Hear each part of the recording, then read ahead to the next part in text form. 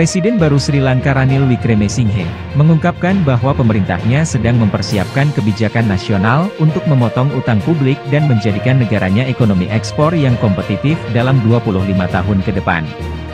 Rencana ekonomi itu datang ketika Sri Lanka sedang dalam perjuangannya keluar dari krisis ekonomi terburuk dalam 70 tahun. Dalam pidatonya di depan parlemen, Presiden Ranil Wickremesinghe mengatakan bahwa Sri Lanka membutuhkan solusi jangka panjang dan landasan yang kuat untuk menghentikan terulangnya krisis ekonomi. Wickremesinghe mengatakan pemerintahnya telah memulai negosiasi dengan Dana Moneter Internasional, IMF, tentang rencana penyelamatan ekonomi Sri Lanka dalam 4 tahun, serta finalisasi rencana restrukturisasi utang. Kita akan mengajukan rencana ini ke Dana Moneter Internasional dalam waktu dekat, dan bernegosiasi dengan negara-negara yang memberikan bantuan pinjaman. Selanjutnya negosiasi dengan kreditur swasta juga akan mulai mencapai mufakat, kata Wickremesinghe, dikutip dari Associated Press, Kamis, 4 Agustus 2022.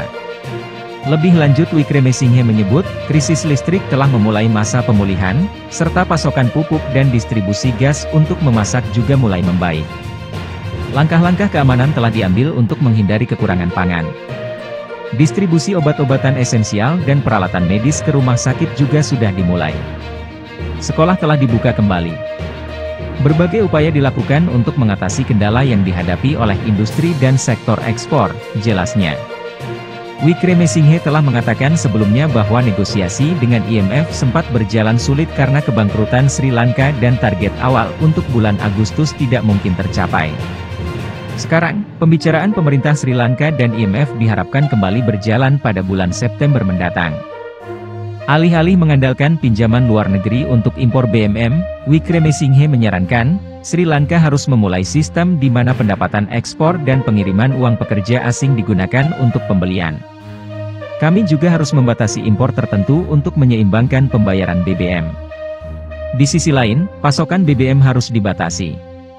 Kesulitan ini harus ditanggung sampai akhir tahun ini, dia mengakui. Wickremesinghe pun menyampaikan terima kasih kepada Perdana Menteri India Narendra Modi yang telah menyalurkan bantuan kepada Sri Lanka melalui jalur kredit dan pinjaman untuk membeli pangan, obat-obatan dan BBM.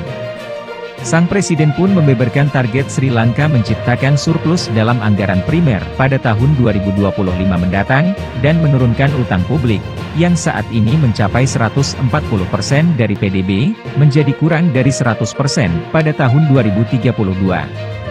Ekonomi harus dimodernisasi.